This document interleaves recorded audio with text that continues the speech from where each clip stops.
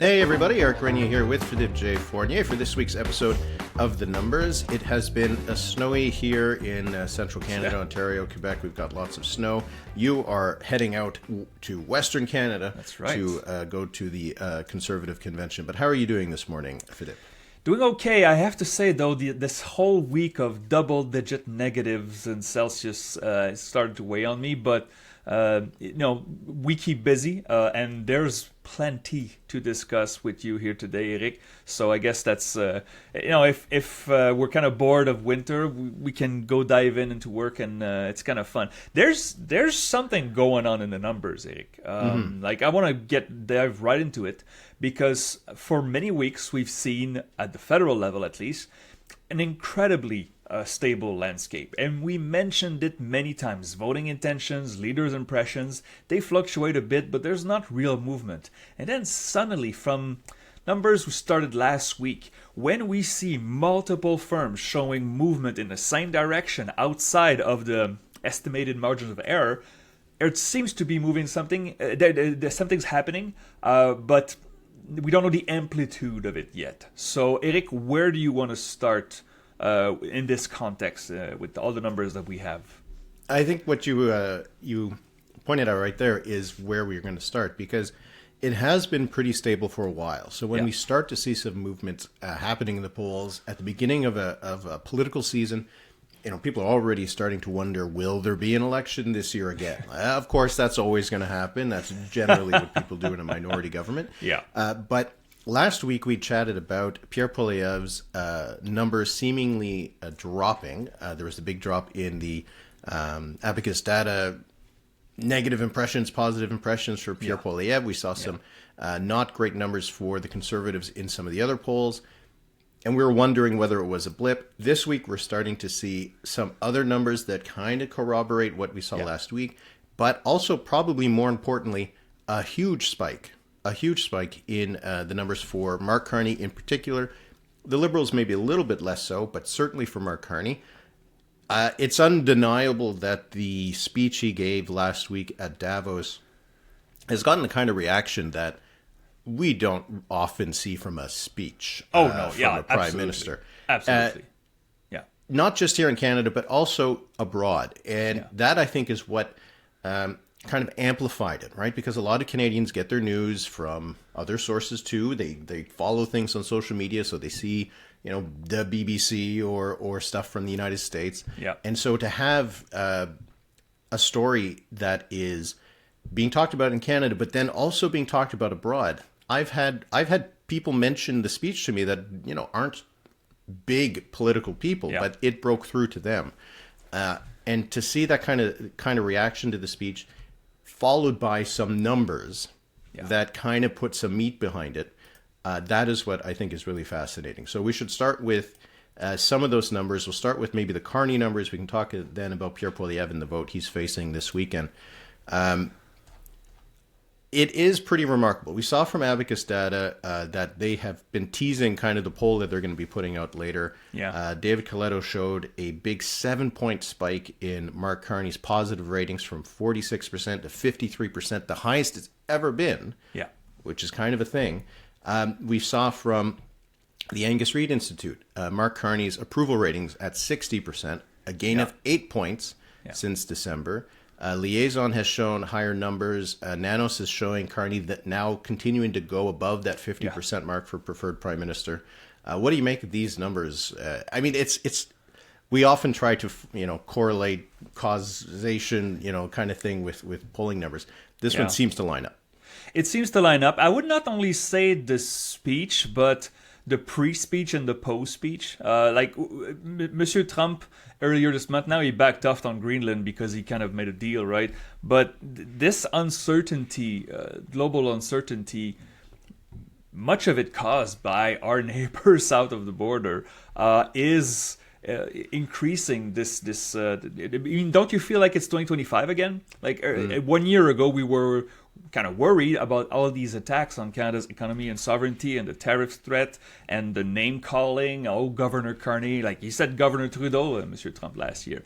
So all this kind of childish name calling and threats of bullying, of economic bullying, unfortunately, yes, this has a big effect on voters, and don't draw a straight line that voters are worried, so they flock back to the Liberals or to Mark Carney. But they flock back to the politicians or the group of politicians that inspire stability.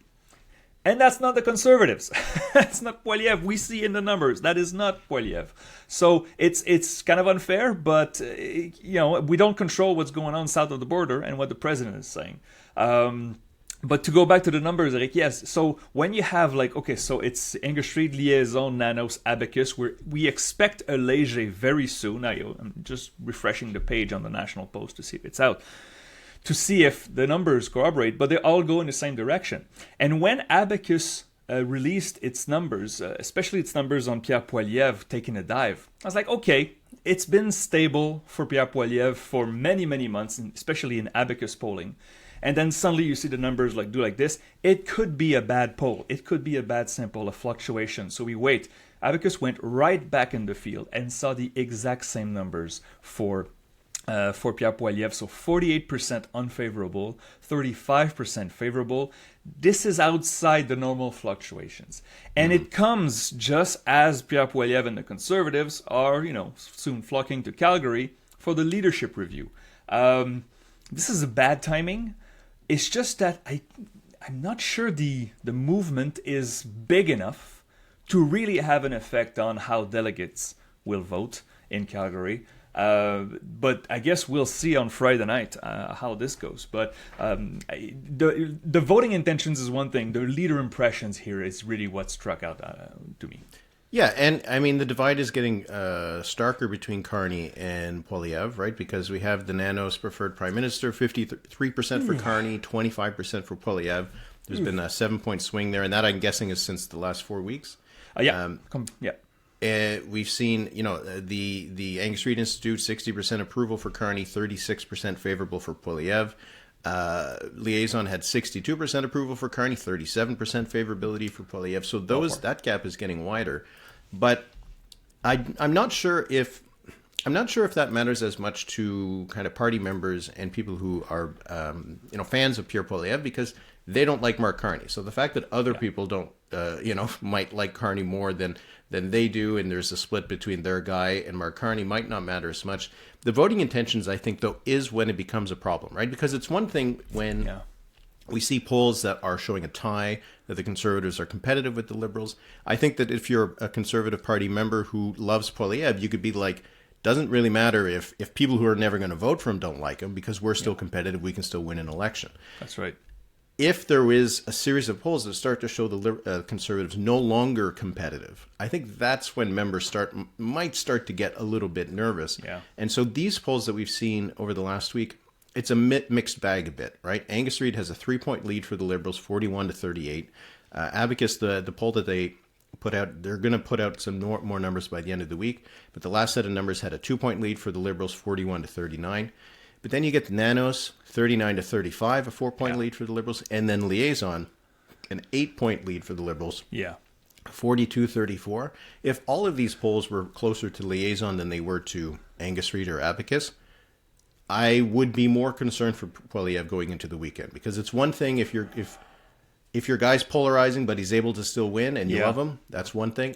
If your guy's too polarizing to win and you love him, maybe you have to make some choices. Let's see. Oh man, I wish we had that léger poll this morning, and I know we can't control that. But the thing, okay, so the last léger was 43-36, and it dates back to November. And even at that point, it felt a 7-point lead for the Liberals felt on the higher side. What if it's 44-35? What if it's a 9-point lead? The numbers we see, and just the numbers you cited earlier, maybe if we accept Abacus, you have 10 points leads in Ontario.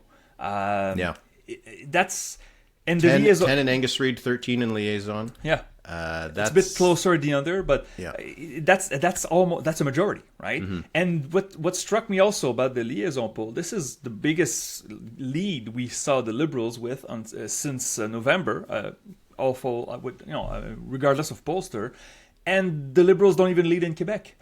So.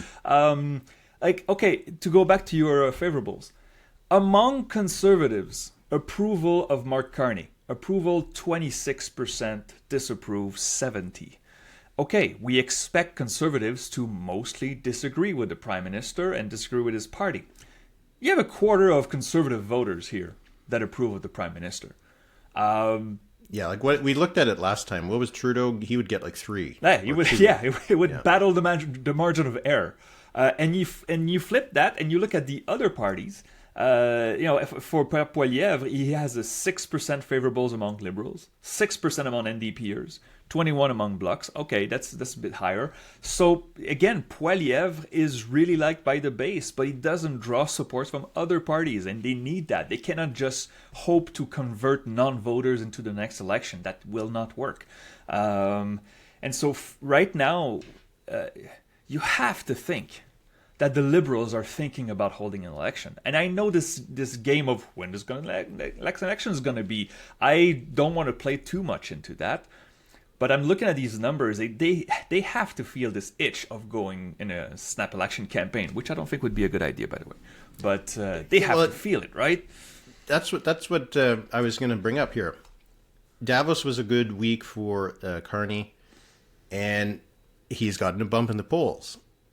The Liberals have gotten a little bit of a bump in the polls, not a huge amount.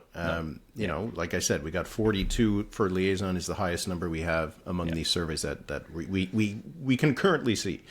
Maybe by the time you're listening or watching this, that Léger poll or some other poll has come out. But based on the polls that we've seen, still 42 is not a huge jump for the Liberals. It's just marginal, and the Conservatives are bleeding a little bit. But you can't. He's not going to be able to dine out on Davos for weeks and weeks and weeks. No. Like you said, you know, the stuff that's with the United States, it is a moving target. It is always shifting, always changing. An election campaign is at least 5 weeks. Yeah, that's a long time. That's a long time for... just think about where we were 5 weeks ago when it comes to U.S. politics or whatever's been going on, right? So the next 5 weeks, or the 5 weeks that would follow an election call, yeah, okay, great. You had a poll where you were up by 8 at the beginning. I'm not sure you can bank that you'll still be able to hold all of that. The contrast between him and Poilievre still exists, and that is still going to be, I think, a little bit of a problem for the Conservatives.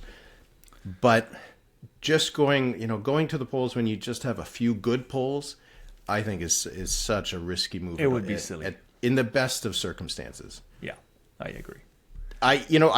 Some people were seeing some of the ads, some of the stuff that the Liberals, Carney, have been putting out over the last little while. And be like, ooh, that looks like a pre-election ad. They got this GST rebate thing. Ooh, that looks like a pre-election or election measure. Yeah, it could be. But also could be, they're in a minority government. They don't know what they're going to do over the next few weeks. They don't know what the opposition is going to do over the next few weeks. Why not be ready for a campaign if one goes? I don't think it necessarily means that they want one, because I think they'd rather have, what's it called, the bird in the hand, not one in the bush, or one in the hand versus 2 in the bush. I think that's kind of how they should be looking at this, because, these numbers for Carney versus Poilievre are good. The Liberals are leading in all of these polls, but it's not a slam dunk. No, absolutely not. Especially considering we saw during the campaign last year, the Liberals started the campaign with a 6 to 8 point lead, and we saw that lead just narrow until 2.5 points on the last day of the campaign. And so you absolutely can't bank that. If they think like that, they are risk takers. If you're the Liberals, you have an almost majority. You should just be happy with that and govern.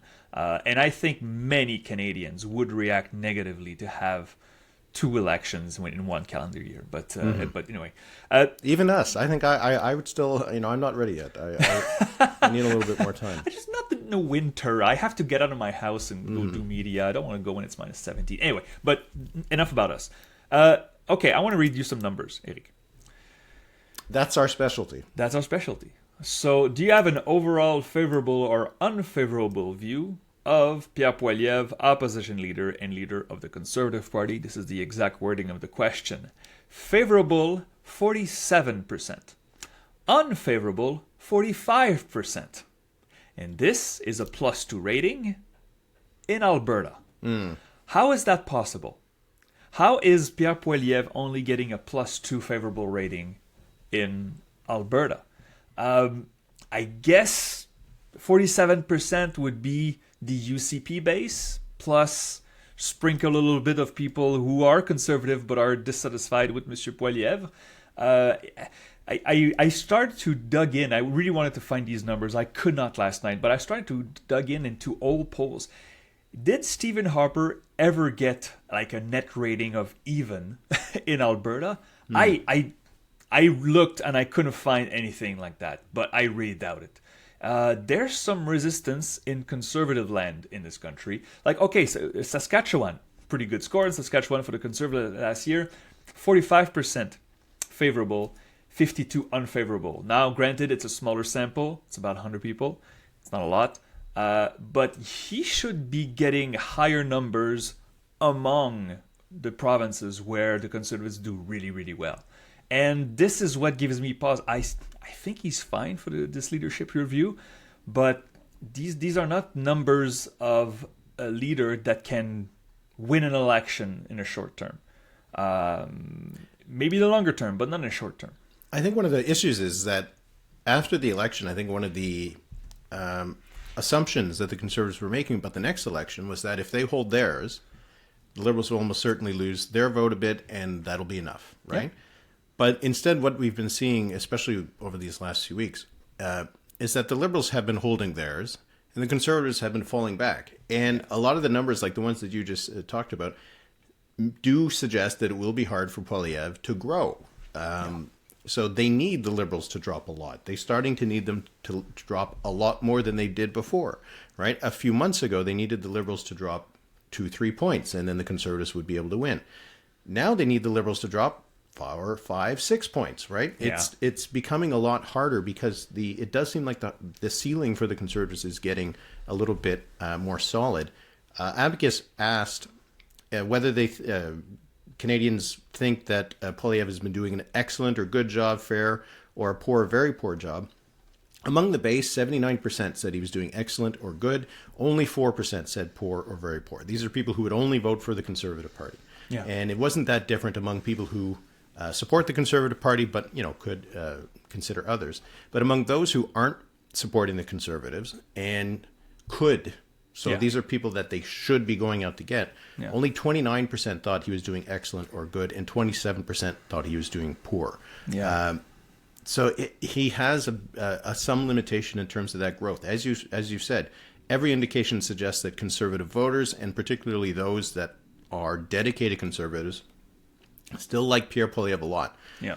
But there's just not a lot of other people. Yeah. The fact that Carney can get a quarter of conservatives saying he's an all right guy. If Poilievre was having those kinds of numbers, they would be great. They could go get some of those during an election campaign. But instead, all you see is a little bit more upside for the Liberals, not a lot of upside for the Conservatives in the numbers. And I know these are smaller samples, but again, to go back to the partisan breakdown of the leader's impression, among NDPers, approve or disapprove of Mark Carney, 67% approve, 21% disapprove. Like, they won't vote for the guy, but they at least like him a little bit. Among NDPers, 6% favorable for Poilievre, 90% unfavorable. And that's again, we've said it before. I think one of the limiting factors for the Conservatives is that a lot of NDP voters really don't like Poilievre, so they will continue to keep their vote with the Liberals. And we haven't seen, all of these polls have the NDP up at least a little bit. 10 in Angus Reid, 10 in Liaison, 12 in Nanos, 8 in Abacus. But the Liberals haven't dropped more than the Conservatives, and in some of them, the Liberals haven't dropped at all. Yeah, no, that's fair. What do you make of the Bloc in Quebec? Better numbers. They had just under 28% in the election. And now it looks like, when you look at the polling, it looks like the Bloc is in the mid-30s, which is pretty good historically for the Bloc, at least in the past 2 decades. They didn't hit 35% of the votes since Duceppe in 2008, so we're almost 20 years away from the Bloc hitting 35% in a general election in Quebec. The thing is, when I look at the Bloc, going from 28 to 31, 32, it hurts the Liberals. But if the Bloc is at not 32 but 35 and 36, it hurts the Conservatives as well. That means that those safe seats that they had are not especially safe anymore, could be in danger, and they would have to rely on splits to win. And I know the Conservatives will not win an election with a stronger performance in Quebec, but they need those 10-12 seats, and the Bloc is just gnawing away at those. So what do you make of this number in Quebec? It is one of the caution signs, I think, for the Liberals, is that their numbers in Quebec haven't been taking off all that much, and then the Bloc has been able to get a little bit back into the game there. So it does limit the Liberals in some sense, because they could drop 5 to 10 seats, but depending on the poll. It depends on the poll. Sometimes they're ahead by a decent amount, the Liberals. Sometimes the Bloc is either tied or narrowly ahead. Yeah. But it's no longer the, 13, 15-point lead the Liberals 15. Had in Quebec in the last election. Yeah.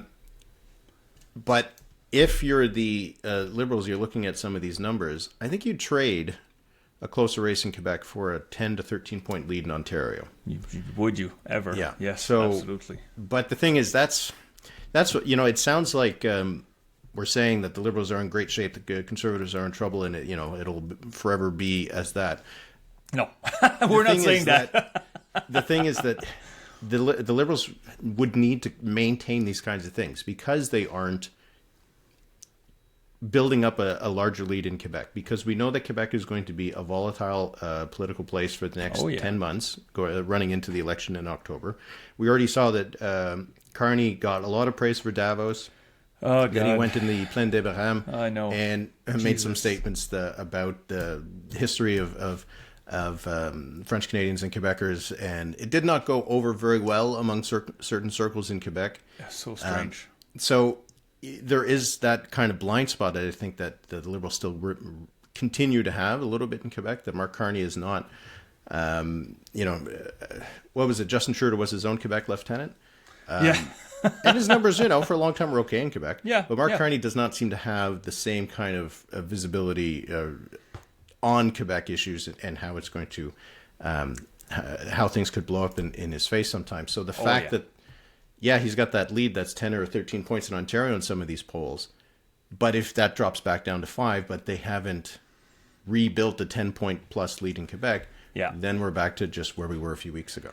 And also we're talking about, in that case, a smaller minority for the Liberals, which would be even more unstable. So 43% in the election in Quebec for the Liberals, many of those votes were lent to the Liberals. This is not the normal base for the federal Liberals in Quebec. This was maybe a one-off. Could they flock back to the Liberals in a future campaign? Yes, they could, but they would need lots of convincing, so they should not take. I saw a line, and I'm going to paraphrase it, but when you saw Mr. Carney on the Plains of Abraham making this speech, trying to put rosy glasses on history there, I don't think many Quebec voters will vote on what happened in 1759 and what Carney said about the battles of Plains of Abraham. But so Justin Trudeau, the former drama teacher, got in trouble often when he talked about the economy.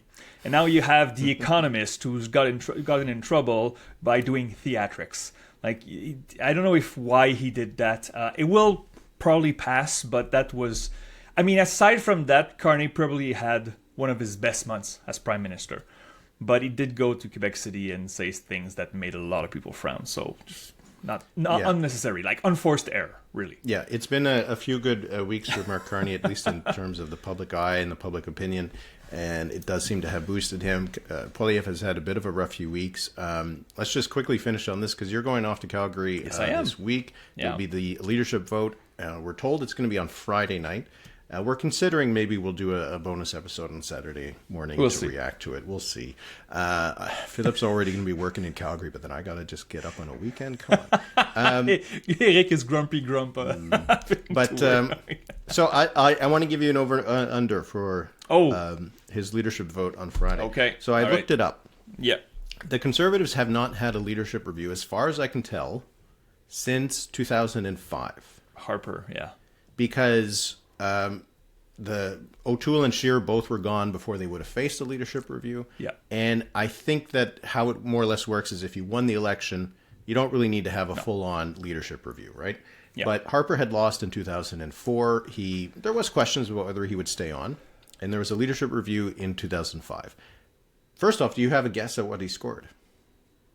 No, I don't. I'm guessing. I would say somewhere between 85 and 95. What did he get? He got 84. 84. Okay. 84 in 2005. Okay.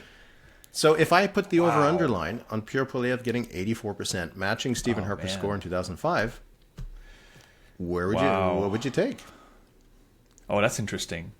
I'm gonna take the over because I think that conservative delegation is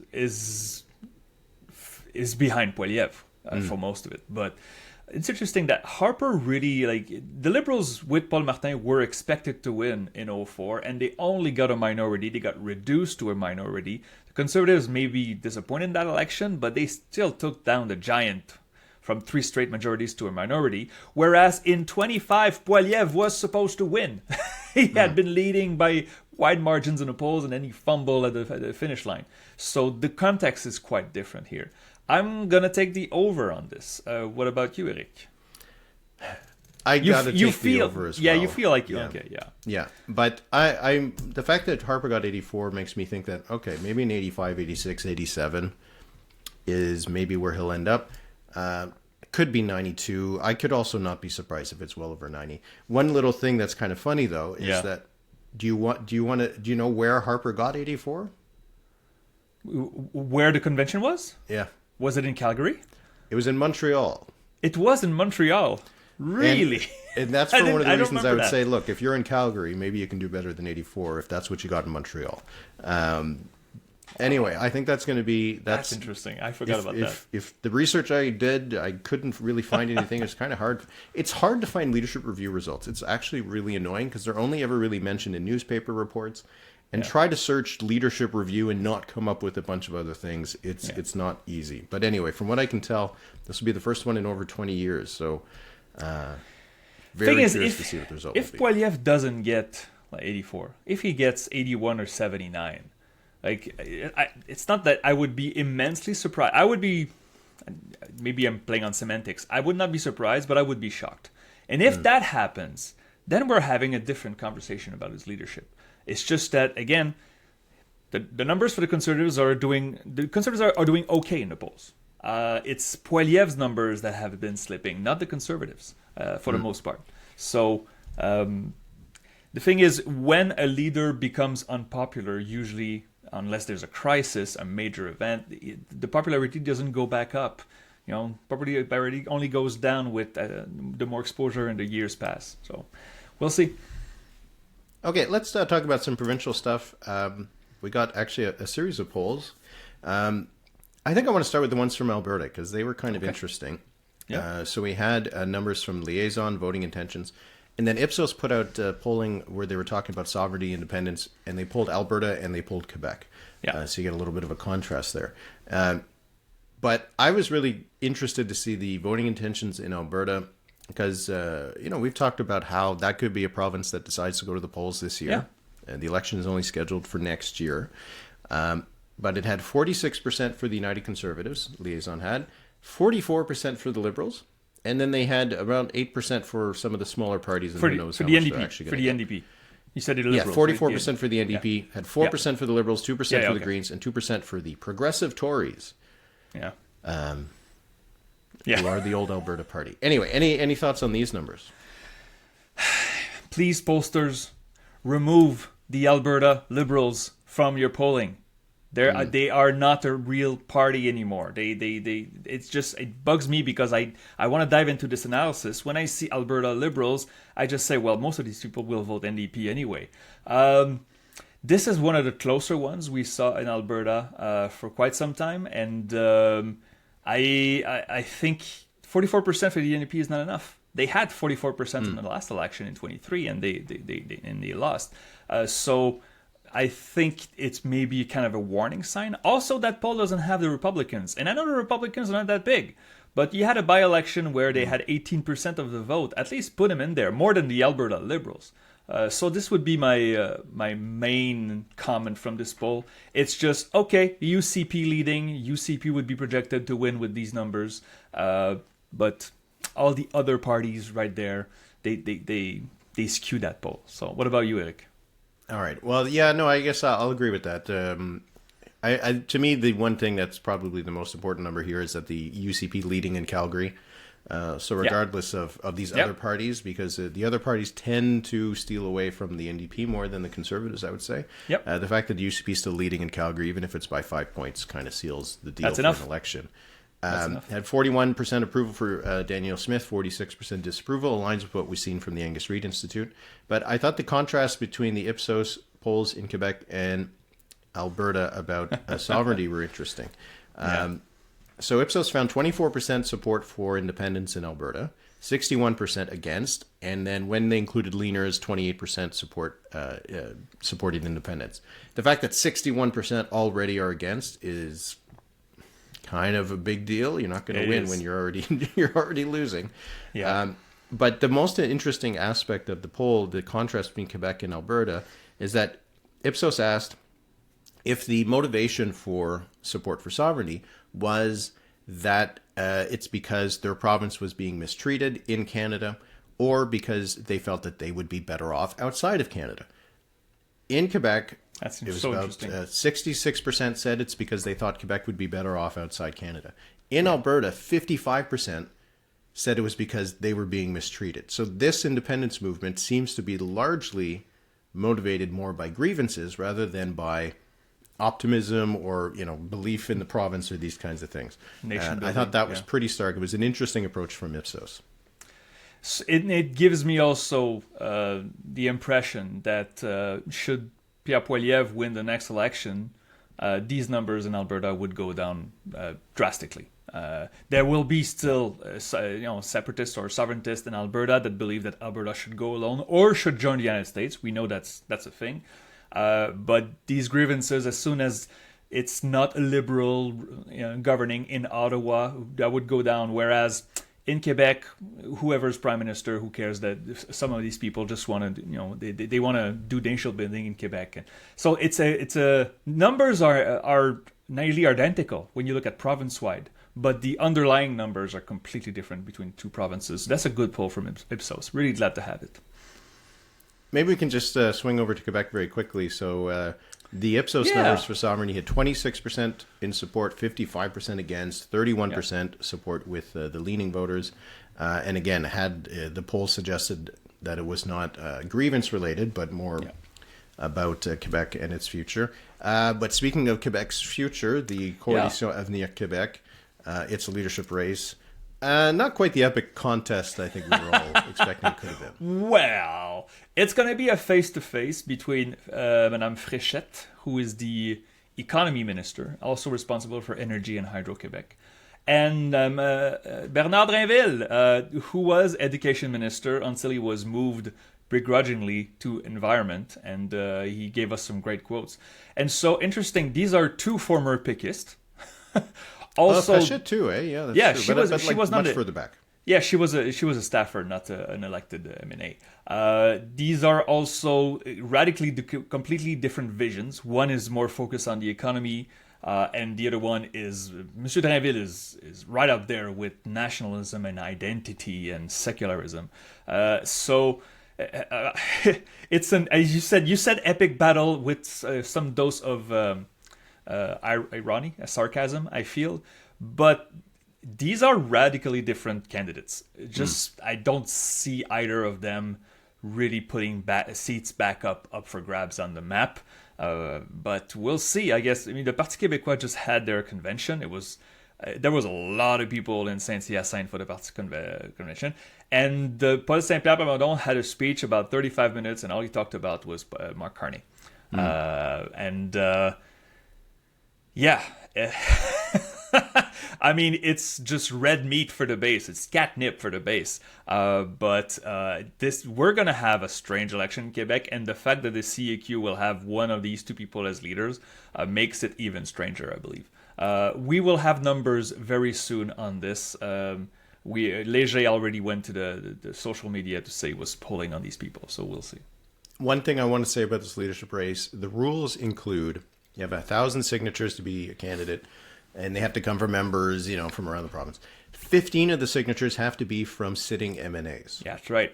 I think this is terrific. I think all leadership, all parties that have, especially parties with large caucuses, parties that are forming government, should have a rule like this, because if you're becoming the leader of a party with a big representation in the legislature, you have to lead that caucus. You have to have some support within that caucus. I think this is a great way to ensure that caucus members actually have some importance in a leadership race. It's not that they get to choose the leader, but they at least get to say, this person is acceptable to enough of us for them to be the leader of a party and the leader of the province. It shouldn't just be someone who comes in from the outside, signs up a bunch of members out of the blue, and then suddenly has to take over a party that no one wants them to take over. I know that some people will think that's anti-democratic or something, gatekeeping from the MNAs. It's just a signature. I think it's terrific. I would be even in favor of just letting MNAs and MPPs and MPs choose leaders when it's a caucus. Wow. I think we got to give some importance back to the people inside. Yeah, but anyway, you know why that's not the case. I know. It's money. They want to raise money. They want to raise money. You don't raise money. Of new members, but also an influx of members who are going to be upset with what happened in the result. Anyway. A lot of issues with our leadership races in Canada, but I applaud this CAQ. Yeah. And if you don't like it, you can leave it in the comments and tell me I'm wrong. But absolutely. I like it. All right, last bit. We'll just finish on the Ontario poll from Liaison, because we chatted about the one from Abacus last week. Yep. Had a big lead for the Ontario PCs. This one, not so much. No. 42 PC for Ford, very close to their election result from last year, almost 1 year ago. 35 for the OLP, for the leaderless OLP. A tad high. We've seen Liaison had good numbers for the OLP before, so maybe this is not a surprise, but 35 is quite high. 17 for the NDP, so stable. But the approval numbers for Doug Ford are slipping. 31% approve, 65% disapprove. We know there's a disconnect between Ford and the PCs, because even though Ford sometimes has poor numbers, the PCs are doing well, they're cruising. Are there the beginnings of cracks in the foundation of the PCs? I wouldn't go so far, but that's interesting, because when you have your lead is less than 10 points, we haven't seen that very often in Ontario polling in recent years. Eric, what say you? I just want to make one contrast. So we had the poll from Liaison for Ontario and Alberta. Yeah. In Alberta, Smith has 41% approval, and the UCP is at 46%. Not a huge amount of difference, especially when you consider the undecideds. In Ontario, you have 31% approval for Ford and 42% support for the PCs. Yeah. I think it shows how, when it comes down to it, elections still remain choices, and you have to choose between the options on the table. And right now, Ford might not be the most popular, but he's the leader of the party that is still seen as the best option by the most people in Ontario. So as long as the opposition parties remain kind of weak and divided in Ontario, I'm not sure if the approval ratings for Doug Ford are that much of a problem, because you still got to choose someone. You can't just there's no little box that says someone else. Good timing for maybe a snap election in Ontario, don't you think? Stop it. All right. All right. Why don't we close with the number of the week? Okay. I already said mine. 4% for the Alberta Liberals in a poll. Come on, that's not happening.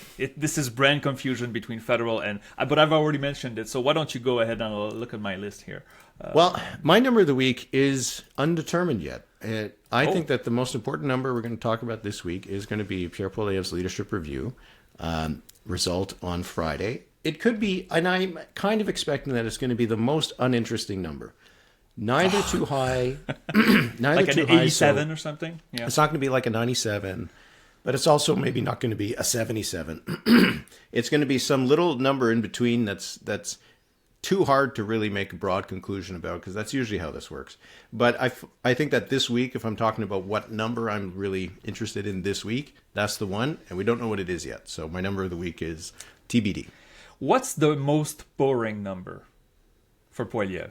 I think 87 would be quite boring. What do you think? 86, 87. That would be pretty boring. The thing is, what if he gets 96 and then we go like, okay, so those delegates are not.